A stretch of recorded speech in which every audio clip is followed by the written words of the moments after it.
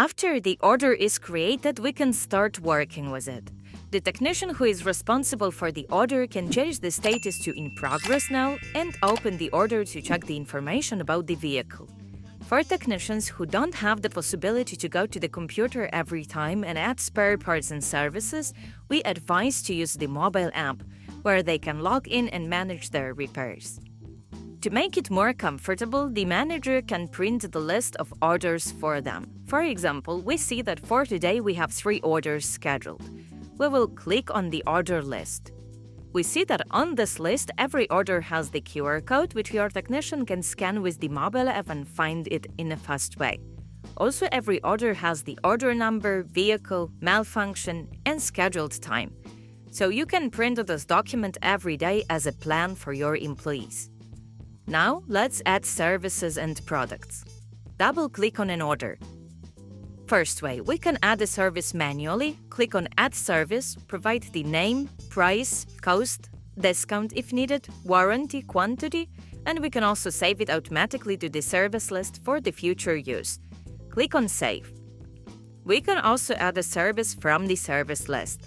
Click on the value list, find the service, for example by name or barcode, and click on it. To add your own services, your own price list, go to My Company Services. Here we can edit, delete, or import our own categories and services. We've added services, now let's add products. Again, there are 2 ways.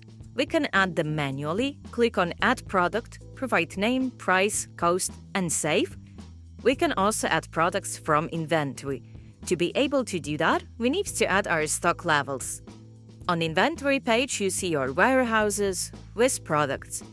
To add them, you need to use postings. More information how to add products and warehouses you will find in our data center or in a separate video that will be available soon. After we've added our stock levels, we can add products to an order. Use the drop-down list. Find the product by name, code, barcode, or serial number. The system will show you the number of products on your stock in general. If you have different locations, you can decide if you want to search in all of them. If you have one location but different warehouses, when clicking on the product, you will choose which warehouse to take the product from. If you don't have the needed products on the stock, you can change the status to waiting for parts, add the product without the deduction, and wait until products are available. The order will be seen in a separate filter too. When we receive products, we can add them to an order. All actions connected to orders are also visible in an event feed on the right side.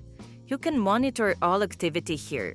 For example, if someone deletes a service or changes the price of the product, we will be able to see who did it and when.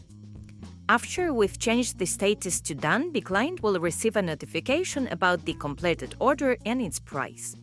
When the client comes to collect their vehicle, we need to close the order. We change the status to closed. Now we need to add the payment. We can choose the payment method. It can be cash or cashless payment, or we can also process payment based on the balance. I will choose cash this time. Additionally, here we can select which documents to print after closing an order. For example, warranty card. The order is now closed and the selected document will be printed.